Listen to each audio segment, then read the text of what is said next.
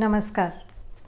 आज से पहला श्राद्ध शुरू है, पूर्णिमा का श्राद्ध 29 सितंबर से 14 अक्टूबर तक।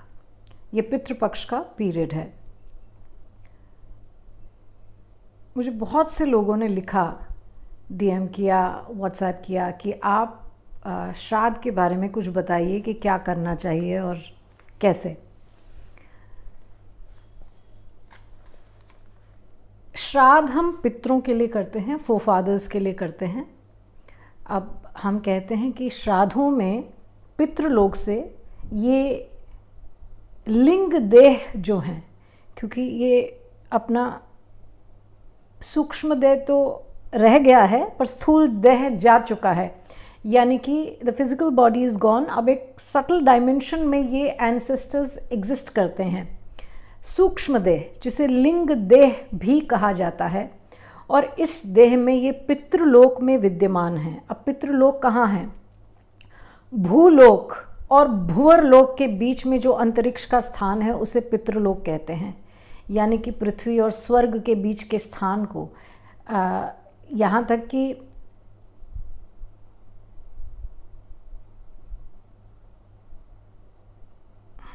सिद्धांत शिरोमणि ये बताता है कि पितृलोक जो है वो चंद्रलोक के ऊपर का हिस्सा है। ये सिद्धांत शिरोमणि में आता है। यहाँ पर ये लिंग देह जो पितृ हैं हमारे, जो जिनमें इतना ऊर्जा या इतनी गति नहीं है या इतना पुण्य कर्म नहीं है कि पितृलोक को पार करके भुवरलोक जा सकें, वो पितृलोक में फंस जाते हैं। अब जब श्राद्ध का ये पीरियड आता है, ये श्राद्ध का पीरियड अभी ही क्यों आ रहा है? जैसे ही गणेश चतुर्थी होती है और 10 दिन हम गणेश जी को वर्शिप करते हैं, तो गणेश जी पृथ्वी तत्व पर हैं। गौर भैरव पृथ्वी तत्व पर हैं। जैसे ही गणेश जी का विसर्जन होता है अनंत चौदस को, उसके बाद ये द्वार खुल जाता है जहां से पितृलोक से पृथ्वी की कक्षा में, यानी कि भूलोक की कक्षा या भूलोक के वास्तु में, ये लिंग देह पृथ्वी की कक्षा में आ जाते हैं। पितृलोक को छोड़कर ये अब भूलोक की कक्षा में आ जाते हैं। इस कक्षा में, यानी कि जब इस वातावरण में या इस वास्तु में ये आते हैं, तो इस समय ये उपेक्षा करते हैं। ये चाहते हैं कि इनके जो कुल में जो वंशज जो अब फिजिकल बॉडीज धारण किए हुए हैं, जो 3D में हैं, वो अन्न दें, इन्हें पिंड दान दें, इन्हें तर्पण दें, ऐसी उपेक्षा ये करते हैं। ये पितृलोक से आगे क्यों नहीं जा पाए? क्योंकि ये आप ध्यान रखिए, कहा जाता है पाप भूमि से भारी। पाप में ग्रेविटेशनल पुल है, मूल चक्र को आपको खींचेगा, आपको ऊर्ध्वगामी नहीं होने देगा पाप या क्रूर कर्म। तो जो वासनाओं का कोश है, इस लिंग देह को वासनात्मक और अतृप्त इच्छाओं के जो कोश है, वो इसे भारी बना देता है और इसे गति नहीं मिलती कि ये लिंग देह जो आपके पितरों का है, ये पितृलोक से आगे जा सके। मैं बहुत अच्छे से एक्सप्लेन कर रही हूँ, आप इसे ध्यान से सुनिएगा। जिनको समझ आएगा उनको इसमें बहुत कुछ समझ आ जाएगा। ये सिर्फ एक सुपरफिशियल डिस्कशन नहीं है जो मैं आप लोगों के साथ कर रही हूँ। तो अब उनके पास ये पुण्य नहीं है, या उस लिंग देह में ये पुण्य नहीं है कि वो आगे जा सके। तो आप बाह्य पुण्य क्रिएट करेंगे, ऊर्जा क्रिएट करेंगे मंत्रोच्चारण से। ब्राह्मण, विद्वान ब्राह्मण को आप भोजन खिलाएंगे, श्राद्ध कर्म करेंगे, तर्पण करेंगे, तो ये बाह्य ऊर्जा क्रिएट होगी जो इस लिंग देह को गति देगी और वो पितृलोक से आगे जा पाएंगे। ये जानिए कि कितने ही ऐसे पितृ हैं जिन्होंने कुकर्म किए हैं या बहुत ही पाप कर्म किए हैं, तो वो पितृलोक भी नहीं जा पाते, वो भूत योनि में फंस जाते हैं, प्रेत भी बन जाते हैं। तो आपके विधिवत श्राद्ध करने से उन्हें गति मिलेगी, वो आगे जाएंगे, आगे के लोकों में जाएंगे और आगे निकल जाएंगे।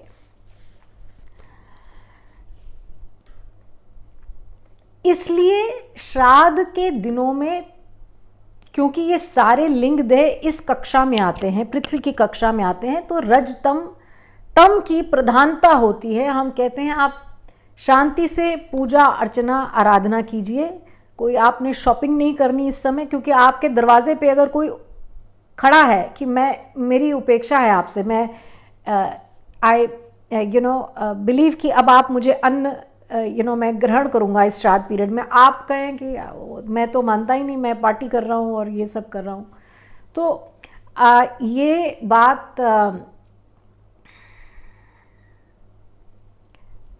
ठीक है। चलिए आगे देखिए, वातावरण में अनेक प्रकार की शक्तियां हैं, जिसमें पॉजिटिव भी हैं, नेगेटिव भी हैं, अनिष्टकारी शक्तियां हैं और सहायता करने वाली शक्तियां हैं। आप देखते हैं पुराणों में बहुत से रेफरेंसेस आते हैं कि ऋषि मुनि यज्ञ करते हैं और असुरी शक्तियां उस यज्ञ को रोकती हैं। तो ऐसे ही अचानक से बुरा होना, पूरे प्रोजेनी में आगे संतान की उत्पत्ति ही ना होना, उत्पत्ति ही नहीं हो रही, आगे कुल की वृद्धि नहीं हो रही, तो ये भी कर्स के कारण होती है, जो कि एंसेस्टर्स या पितरों के कर्स के कारण होती है। मैंने कहा कि जब हम श्राद्ध करते हैं तो हम वासना युक्त कोष को न्यूनतम करते हैं, उसे नेगेटिव करते हैं, उसे कम करते हैं, ताकि उस लिंग देह में गति आए और वो आगे के लोकों में जा सके।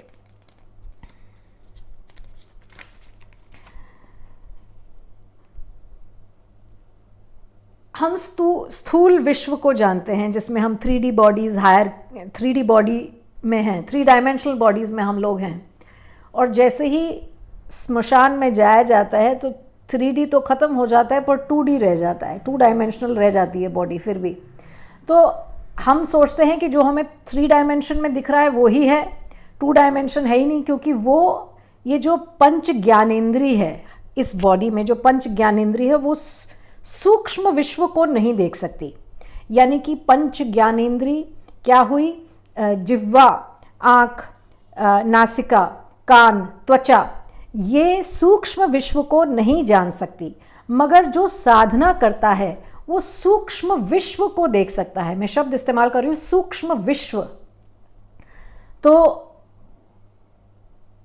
आप देखते हैं कई लोगों को क्लेयर ऑडियंस होती है, क्लेयरवॉयंस होती है, उनको सूक्ष्म दृश्य दिखाई देते हैं, अंतरिक्ष में अनेकानेक चित्र घूमते हैं जिनको वो देख लेते हैं, जो पहले के हैं, जो आज के हैं। आप देखते होंगे, और मेरा खुद का एक्सपीरियंस है कि जब हम किसी बड़े योगी से मिलते हैं तो कितनी बार वो आपको आपके बारे में पूर्णतया बता देते हैं कि पिछला आगे सब बता देते हैं। मैंने खुद एक्सपीरियंस किया है इसको बहुत बार। तो इसलिए मैं ये भी यहाँ पर एक पॉइंट बोलूँगी, बहुत से लोग मुझसे पूछते हैं हमारे पिछले जन्म के बारे में बताइए, और यहाँ राव सर को भी मैं कोट करूँगी। वो अक्सर ये कहते हैं कि आपको, हम एक एस्ट्रोलॉजर के पास आप जाते हैं और कहते हैं मेरे पास्ट लाइफ के बारे में बताइए, तो आपको अगर कोई बता भी दे कि आप ऐसे हैं, क्या प्रूफ है इस बात का कि हम जो बोल रहे हैं वो सही है? यहाँ पर मैं सारे ही एस्ट्रोलॉजर, अपनी भी बात कर रही हूँ, मैं बहुत लोगों को कहती हूँ मत पूछिए आप इन बातों को। ये बात कि आपके हॉरोस्कोप से आपके आने वाले जीवन के बारे में हम बता रहे हैं, पिछला बता रहे हैं, पिछला यानी कि इसी जन्म के बारे में बता रहे हैं, तो आपको इस बात से भरोसा हो जाना चाहिए जब हम आपको टाइमिंग बताते हैं कि ऐसा हुआ है। अब आप पास्ट लाइफ में जाते हैं तो एनीबडी कैन फूल यू, क्योंकि प्रूफ नहीं है उसको ढूंढने का। अगर कोई कहे आपकी शादी इसलिए टूट रही है क्योंकि ऐसा, ऑब्वियसली आपके चार्ट में ऐसा है तो ये प्रारब्ध कर्म है, प्रारब्ध कर्म है तो किसी पिछले जन्म का हिसाब है इसमें, ये बात तो है ही। क्योंकि हॉरोस्कोपी जो है या कुंडली जब जिसे हम बनाते हैं तो वो तो आपके जन्म तिथि और समय पर बन जाती है। तो वो अगर दर्शा रही है कि 40वें साल में क्या होगा, 50वें साल में क्या होगा, तो ये प्रारब्ध का कर्म है ना जो बता रहा है। तो पिछले जन्म तो है ही है, ट्रांसमाइग्रेशन ऑफ सोल्स तो है ही है। मगर जो एक योगी बता सकता है या जो एक साधु संत बता सकते हैं जो आपके अनेकानेक जन्मों के बारे में, वो एक ज्योतिषी नहीं उस हद तक बता सकता। साधना चाहिए, बेसिकली पॉइंट ये है। ज्योतिषी भी बता सकता है मगर साधना चाहिए इसके लिए इतनी गहरी कि अंतरिक्ष के चित्रों को आप देख सकें। तो ये साधारण व्यक्ति के बस की बात नहीं है। तो बहुत ज़्यादा टाइम वेस्ट ना करें पास्ट लाइफ रिग्रेशन में। अपने इस जन्म को, जो अभी वक्त आपके पास है, इसको सुधारें। जब समय आता है तो अपने आप से कोई आएगा और आपको आपके पिछले जन्मों के बारे में बताएगा। ज़्यादा खोजबीन करने में वक्त ज़ाया ना करें, ऐसा मैं कहूँगी। It's a word of caution, इसलिए इसे अन्यथा ना लें। इस बात में से कुछ तोड़ मरोड़ के मत निकालें। बहुत सीधी साफ बात कही मैंने आपसे कि ऐसे तो कोई भी आपको बता देगा कि ऐसा हुआ पिछले जन्म में, क्या वो आपको प्रूफ है इस बात का? तो don't fall for it, simple advice. Anyway, थोड़ा डाइग्रेस किया हमने टॉपिक से। अब जैसा मैंने आपको बताया, सूक्ष्म विश्व विद्यमान है। योगी या जो साधक है वो सूक्ष्म विश्व में उठती तरंगों को देख सकता है। साधारण व्यक्ति उनको समझ ही नहीं सकता। और जैसा कि मैंने कहा, श्राद्ध पक्ष में गणेश विसर्जन के बाद द्वार खुल जाते हैं, कक्षा में आ जाता है वो लिंगदेह। तो अब समय होता है कि आपके दरवाजे पे जो आया है, आप उसके लिए कुछ करें, बजाय कि आप अपनी इच्छा पूर्ति के लिए आप बिजी हो जाएं पार्टिंग और शॉपिंग में। इसलिए इस समय बिल्कुल जैसे, क्योंकि ये कहा जाता है कि आपके कुल में आपके फोरफादर्स या आपके पितृ ही जन्म लेते हैं, क्योंकि ऋणानुबंधन है। ऋणानुबंधन, कार्मिक डेट, जिन्होंने हमें पाला है वो आज कहते हैं कि अब तुम हमें पालो।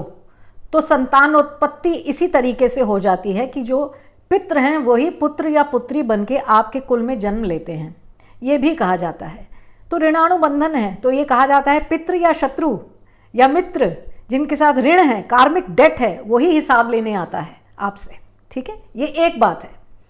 तो जब ये एंसेस्टर्स या फोरफादर्स, पितृ, जब ये दुखी होते हैं, जब इनकी इच्छा पूर्ति नहीं होती, तो ये कर्स करते हैं, श्राप देते हैं, नुकसान करते हैं, आपके कार्यों में बाधा पड़ जाती है, विघ्न पड़ती है, संतान उत्पत्ति नहीं होती, वंश आगे नहीं बढ़ता, और अनेक प्रकार के क्लेश आपके घर में आ जाते हैं। 4 लोग एक साथ बैठ के बात नहीं कर पाते। आपके घर में 4 लोग एक साथ बैठ के खाना नहीं खा सकते। बैठेंगे, बात करेंगे, लड़ाई झगड़ा हो जाएगा। ये पितृदोष है जिसके कारण ऐसा होता है। मैरिजेस नहीं होती, संतान उत्पत्ति नहीं होती, पितृदोष के कारण। बहुत ज़्यादा आप किसी और से उपाय कराएं, इससे अच्छा आप खुद अब इन 16 दिनों में, 15 डेज अमावस्या तक और आज पूर्णिमा का श्राद्ध है, ये 16 दिनों में आप खुद कर सकते हैं ये कार्य। मैं कुछ बैकग्राउंड भी आपको, कुछ स्कॉलरली बातें भी, मतलब कुछ पुराण क्या कहते हैं वो थोड़ा सा बीच में इसके आपको बताऊंगी। मैंने आपको कहा लिंग देह को बाह्य ऊर्जा मिलती है और वो आगे गति प्राप्त करता है। देव ऋण, ऋषि ऋण, पितृ ऋण, ये 3 ऋण हैं जिसे आपको मुक्त होना पड़ेगा। जैसा कि मैंने कहा, ऋणानुबंधन के कारण आत्माएं बार बार जन्म लेती हैं।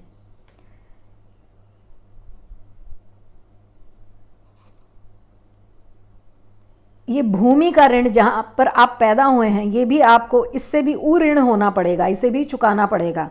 इसलिए जब आप अपने देश से द्रोह करते हैं, वो किसी भी प्रकार का द्रोह हो, तो आप इस ऋण से मुक्त क्या होंगे? आप इस ऋण के नीचे दब ही जाएंगे। ऋण भी ग्रेविटेशनल है, वापस लाएगा आपको मृत्युलोक में, भूलोक में। यहां पर मैं 2 बातें और शेयर करूंगी। जब संतान उत्पत्ति यानी कि आगे वंश में बच्चे पैदा ही नहीं होते, तो एक बड़ा सरल उपाय है। ये श्राद्ध तो हैं ही हैं, जो श्राद्ध पक्ष का, पितृपक्ष ये चल रहा है, मगर माघ के महीने में भीष्म अष्टमी आती है। भीष्म अष्टमी को किया गया श्राद्ध जो है वो गर्भ धारण करने में आसानी, गर्भ ठीक तरीके से डिलीवर हो इसमें आसानी, और संतान उत्पत्ति यानी वंश वृद्धि हो इसमें मदद करता है। भीष्म अष्टमी माघ महीने में आती है, जब भीष्म पितामह ने वो शैशैया पे लेटे हुए अपने प्राणों का त्याग किया और इंतजार किया कि सूर्य उत्तरायण के हों तब मैं अपने प्राणों का त्याग करूंगा। भीष्म अष्टमी को किया गया श्राद्ध संतान उत्पत्ति में मदद करता है। ये एक पॉइंट है। कुछ ऐसे पितृ होते हैं, सेकंड पॉइंट, जिन्होंने बहुत ही कुकर्म किए होते हैं, बहुत क्रूर कर्म किए हैं। आर्द्रा नक्षत्र में ऐसे पितरों का श्राद्ध किया जाए तो उन्हें शांति मिलती है। ये एक और पॉइंट जो आपको मदद करेगा।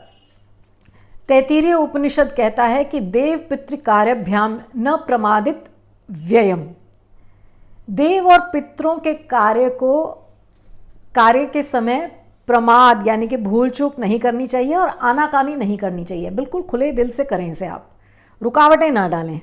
और आप जानें इस पितृपक्ष में किया गया काम, इस पितृपक्ष में किया गया कार्य आपको खुद अपना रिजल्ट बता देगा। आपको उल्लास महसूस होगा, आपको हल्कापन महसूस होगा, आपको विजन्स आ सकती हैं, आपको ड्रीम्स आ सकते हैं अपने पेरेंट्स के, अपने दादा दादी के, अपने नाना नानी के, अपने फोरफादर्स के आप विजन्स देख सकते हैं। और कभी कभार इसमें मैसेजिंग भी आती है जो एक किसी भी नॉर्मल व्यक्ति को आ जाती है, जो कनेक्टेड है अपने पेरेंट्स से, अपने ग्रैंड पेरेंट्स से, उसको ये मैसेजिंग आएगी क्योंकि वो इस कक्षा में हैं, they are closer to you, you can see the vision. Padma Purana ये कहता है कि देव कार्य से भी श्रेष्ठ पितृ कार्य है। ये मैं अक्सर पढ़ती हूँ। अब बहुत से लोग ये जानते हैं, मगर अब जैसे कोई डेट है, जैसे 27 मई 2023 को कोई चला गया, अब आप कहें उनका श्राद्ध कैसे होगा। आप ब्राह्मण के पास भी जाकर पूछ सकते हैं, ज्योतिषी से पूछ सकते हैं, पंचांग में वो आपको बता देंगे कि जब वो गए थे वो डेट को तिथि क्या थी। अब उस तिथि को दशमी हो सकती है, द्वादशी हो सकती है, उस तिथि को आपने वो श्राद्ध करना है इस पितृपक्ष में। और जिनकी तिथियां आपको पता ही नहीं है, तो महालय अमावस्या जो कि 14 अक्टूबर को आएगी, उसमें सर्व पितृ श्राद्ध, जिनका पता नहीं है, जिनके नाम नहीं पता, कुछ नहीं, सर्व पितृ श्राद्ध किया जा सकता है महालय अमावस्या को। और ये जानिए कि महालय अमावस्या को वो मैं बाद में बताऊंगी आपको। महालय अमावस्या को तीर्थ स्थान पर किया गया श्राद्ध, नदी तट पर किया गया श्राद्ध बहुत ही आपको महत्वपूर्ण है और फलदायी है।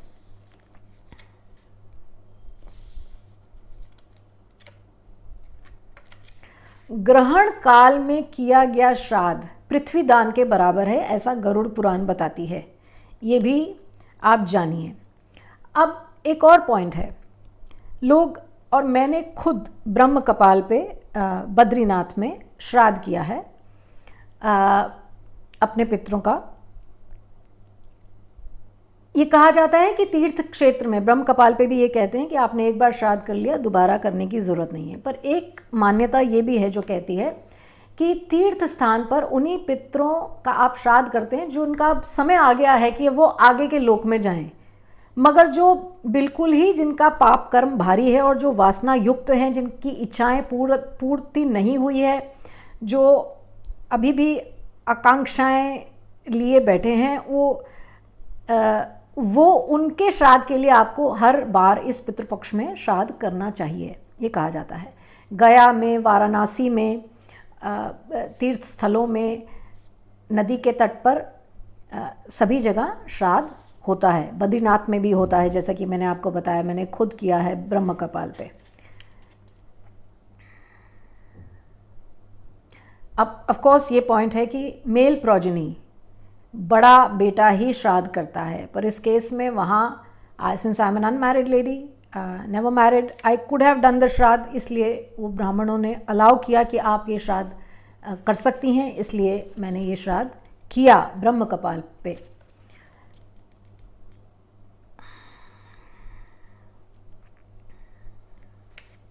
अब बहुत से लोग कहते हैं त्रिपिंडी श्राद्ध। ये त्रिपिंडी श्राद्ध वो है जो तीर्थ स्थल में किया जाता है। नारायण बलि, नाग बलि। नारायण बलि का जो श्राद्ध है ये तब करते हैं जब दुर्घटना में, सुइसाइड से, या जिसका शरीर मिले ही ना आपको, क्रियाकर्म आप ना कर पाएँ जिस व्यक्ति का, उसके लिए ये नारायण बलि श्राद्ध होता है। नाग बलि जब किसी पूर्वज से, ये कर्स ऑफ द स्नेक्स है बेसिकली, और इसका एक मतलब सिंपल सा पॉइंट ये आता है कि संतान उत्पत्ति नहीं होती जब कर्स ऑफ द स्नेक्स होता है, ठीक है। इसे सर्प दोष कहा जाता है, ये कुंडली में दिखता है। तो सर्प दोष जब हो तब नाग बलि श्राद्ध किया जाता। सर्प दोष है अगर कुंडली में दिखता है और आपको पता है कि संतान उत्पत्ति में भी प्रॉब्लम हो तो भी नाग बलि श्राद्ध किया जाता है। और त्रिपिंडी श्राद्ध वह है जो तीर्थ स्थल में किया जाता है। अब श्राद्ध के 16 दिन में तर्पण करने का विधान है। ऋषि और देव तर्पण जब करते हैं तो ईस्ट को फेस करते हैं, मगर जब पितरों के लिए तर्पण करते हैं तब दक्षिण साउथ को फेस करते हैं। दूर्वा कुशा का प्रयोग किया जाता है और तर्जनी और अंगूठे के बीच में से तर्पण किया जाता है। तिल युक्त जल, कुछ लोग इसमें चावल, जौ, चंदन, थोड़ा सा दूध भी डालते हैं। इससे 3 बार अंजलि दी जाती है पितरों को। और मैंने कहा कि ये दक्षिण मुखी किया जाता है। स्टील के बर्तनों का इस्तेमाल ना करें तर्पण के लिए, कॉपर या ब्रॉन्ज, ठीक है, इनका तांबे का या पीतल के बर्तन का इस्तेमाल करें आप। ये कहा जाता है कि ये जो तर्पण है, जो तर्जनी यानी कि थंब और फर्स्ट फिंगर के बीच में से होता है, ये शिव और मीनाक्षी देवताओं का तत्व है। और मीनाक्षी देवी जो हैं वो इच्छाओं की पूर्ति करती हैं, इसलिए जल का तर्पण यहाँ से किया जाता है। नदी में भी अगर तर्पण किया जाए तो नाभि तक नदी में खड़े होकर तर्पण करें। ये भी ना कर पाएँ तो पीपल के पेड़ पर तिल मिश्रित जल चढ़ाएं और पितृदेवताओं को नमन करें, और ऐसा हर रोज़ श्राद्ध के दिनों में करें। एक चीज़ जो मेरे ज्योतिष गुरु राव सर अक्सर कहते थे कि करने के लिए, वो कहते थे विष्णु सहस्त्रनाम का जाप ये एक सर्वोपरि उपाय है। आप विष्णु सहस्त्रनाम का संकल्प करें कि मैं अपने फोरफादर्स को, जो मैं जाप कर रही हूँ या कर रहा हूँ, ये मैं अपने फोरफादर्स को अर्पण करता हूँ। उनको गति मिलेगी आपके मंत्रोच्चारण से। आपके मंत्र ऊर्जा, जो मंत्र से जो ऊर्जा क्रिएट होगी उससे लिंग देह को गति मिलेगी आगे जाने के लिए। तो आप विष्णु सहस्त्रनाम का जाप हर रोज़ एक बार करिए। श्राद्ध में 16 दिन के 16 दिन आप विष्णु सहस्त्रनाम का जाप कीजिए और अपने गोत्र का नाम लीजिए, और आगे आप उनको ये संकल्प, आप नाम से, आप कुछ भी नहीं जानते, आप कहते हैं मैं अपने सभी पितरों के लिए ये जाप करता हूँ, तो आप विष्णु सहस्त्रनाम का पूरे, आप चाहे राव सर अक्सर कहते थे कि निष्काम पूजा है तो हमें महात्म्य और फलश्रुति पढ़ने की ज़रूरत नहीं है। इसलिए जब हमने उनके साथ विष्णु सहस्त्रनाम किया तो हम महात्म्य और फलश्रुति नहीं पढ़ते थे। आपकी इच्छा है, आप यहाँ पर कह रहे हैं कि आपको गति मिले, आप महात्म्य, फिर पाठ और फलश्रुति, विष्णु सहस्त्रनाम का जो पूरा पाठ है वो आप पढ़ के अर्पण कर दीजिए। इसके अलावा गजेंद्र मोक्ष एक स्तोत्र है जो कि एक बहुत पावरफुल स्तोत्र है। मेरा एक पुराना वीडियो भी है गजेंद्र मोक्ष के बारे में, आप उसे देख सकते हैं। गजेंद्र मोक्ष का आप जाप कर सकते हैं इन श्राद्ध के दिनों में पितरों को गति देने के लिए। आप 3 बार पढ़ सकते हैं गजेंद्र मोक्ष को, आप हर रोज़ एक बार पढ़ सकते हैं, जितना आपसे हो जाए आप उतना कीजिए। इसके अलावा हनुमान जी की आराधना की जाती है श्राद्धों में। आप सुबह उठें, आप 7 बार हनुमान चालीसा हर रोज़ पढ़ें, या आप एक समय निर्धारित करें और उस समय पे आप हर रोज़ पाठ करें और अपने पितरों को अर्पित करें। धूमावती को काकवाहिनी कहा गया है। कौए को पिंडदान किया जाता है। कुछ भी ना समझ में आए तो चावल, 1.25 किलो चावल उबाल कर उसमें थोड़ा मीठा डालकर, खांड डालकर आप कौओं को दे सकते हैं। पिंड भी कौओं को दिए जाते हैं, ये एक अलग से आपको मैं बता रही हूँ, ये किया जा सकता है। ये मुझे बताया गया किसी बहुत ऊंचे संत ने, तो मैं यहाँ पर ये आपसे शेयर कर रही हूँ। अब मैंने आपको कहा हनुमान जी की आराधना, एक बड़ा ही सरल उपाय जो बहुत संत भी इसके बारे में कहते हैं। दत्तात्रेय भगवान का नाम लीजिए और पितृपक्ष में लिए गए दत्तात्रेय भगवान के नाम से आपके पितरों को गति मिलेगी। तो भगवान दत्त की उपासना भी आप इसमें कर सकते हैं। इसके अलावा पितृ गायत्री है, पितरों का एक स्तोत्र है ये भी आप कर सकते हैं। मैं रेकमेंड करूंगी कि विष्णु सहस्त्रनाम सर्वोपरि है। विष्णु सहस्त्रनाम, हनुमान चालीसा, गजेंद्र मोक्ष, दत्तात्रेय भगवान का नाम, तिल मिश्रित जल को पीपल पे चढ़ाना, कौओं को खिलाना, ये ध्यान रखिए। इन 16 दिनों में कोई अतिथि आए आपके घर, उसे तिरस्कृत करके मत भेजिएगा, माने उसका अपमान मत करके उसे भेजिएगा।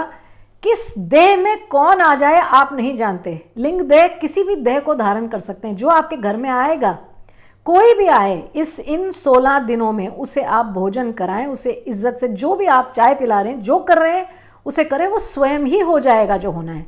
इसलिए वैसे ही अतिथि देवो भव है। कौन किस रूप में आ जाए आपके द्वार पर आप नहीं जानते। इसलिए स्पेसिफिकली इन 16 दिनों में अतिथि आए तो उसका आदर सत्कार कीजिए। मैं बहुत से ऐसे अच्छे, चलिए अभी ये बात भी नहीं करनी चाहिए, कई बार कुछ हम गलत बोल दें तो फिर आप मैं कुछ एक पर्सनल एक्सपीरियंस शेयर करने वाली थी, बट श्राद्ध में आपके घर कोई आए तो प्लीज़ उसे तिरस्कृत ना करें। बहुत ज़रूरी पॉइंट है ये।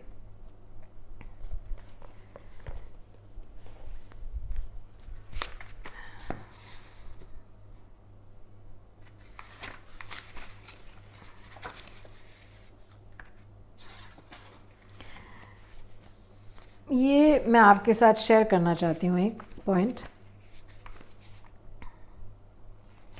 बहुत से लोग ये कहते हैं कि, और मत्स्य पुराण में इसका जवाब भी है, बहुत से लोग ये कहते हैं कि अगर आप ये कहते हैं कि जो मर गए वो तो अलग अब एक और रूप में आ चुके होंगे, तो आज अगर हम उन्हें अन्न देते हैं या पिंड दान करते हैं, वो तो कुछ और बन के पहले ही पैदा हो चुके हैं, तो वो कैसे ग्रहण करेंगे इसको। तो मैं पढ़ती हूँ इसे। ये श्राद्ध में पितरों को अर्पित किया गया अन्न उन तक कैसे पहुँचता है, ये मत्स्य पुराण में आता है। मत्स्य पुराण में अध्याय 19 में ये आता है कि ये कैसे है। अच्छा, बाय द वे, ब्रह्म पुराण में एक श्राद्ध का अध्याय है, वो पढ़ सकते हैं आप लोग। तो मत्स्य पुराण में श्राद्ध के बारे में कहा जाता है कि जो ब्राह्मणों द्वारा खाया हुआ अथवा जो होम अग्नि में अर्पित अन्न है वो कैसे प्राप्त होगा आपके फोरफादर्स को। तो कहा जाता है कि वसु, रुद्र तथा आदित्य, इन पितृ देवताओं द्वारा उस अन्न को पितरों को प्राप्त कराया जाता है। जैसे कि अमृत, तृण, भोग, वायु इत्यादि में उस अन्न का रूपांतरण होता है और वो जिस भी योनि में ऑलरेडी हैं उन तक ये पहुंचता है। देव और पितृ वैसे भी, ये तो मैंने आपको एक पॉइंट बताया, उसका जो आप पिंड भी देते हैं उसका एक अंश ग्रहण करते हैं, उसकी गंध को ग्रहण करते हैं। उसकी गंध को ग्रहण करने से अन्न ग्रहण कर लेते हैं। ठीक है, ये एक मत्स्य पुराण में आता है। और ये बहुत से लोग सवाल भी पूछते हैं कि वो तो ऑलरेडी मतलब वो कहीं पैदा हो चुके होंगे, अब उनका कौन सा लिंग दे। तो लिंग दे एक बात है, और ये भी मैंने आपको बताया, वसु, रुद्र और आदित्य। ठीक है, ये कैसे जो आप अन्न दान करते हैं वो अमृत, तृण, भोग, वायु इत्यादि में रूपांतरित होकर उन तक पहुंच जाता है।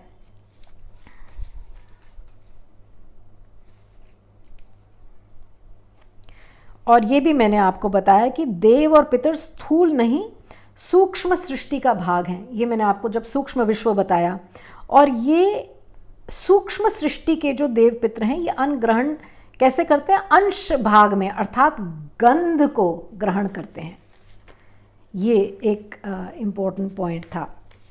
महाभारत में भी पिंड पूजा का एक पॉइंट आता है, और इसको कह के मैं यहाँ पर ये समाप्त करूँगी। और कि पिंड पूजा के बारे में श्री विष्णु के अवतार वाराह देव ने भी श्राद्ध की संपूर्ण कल्पना विश्व को दी थी।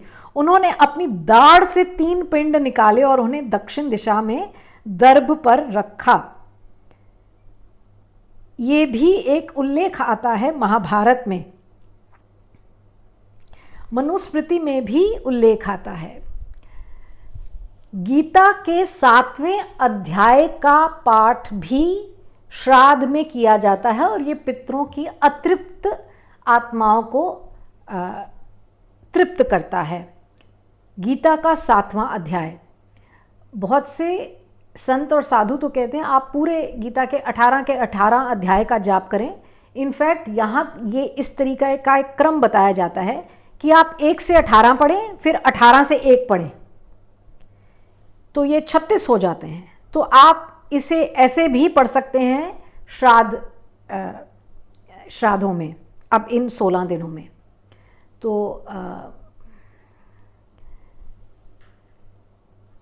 मैं इसके साथ समाप्त करती हूँ इस डिस्कशन को, और ज़रूर करें ये कार्य। इससे आप पूर्ण होंगे, आपका जो डेट है, कार्मिक डेट है, वो कम होगा और क्लेश कम होगा आपके रिश्तों में, आपके घर में। ध्यान रखिएगा। ठीक है, नमस्कार।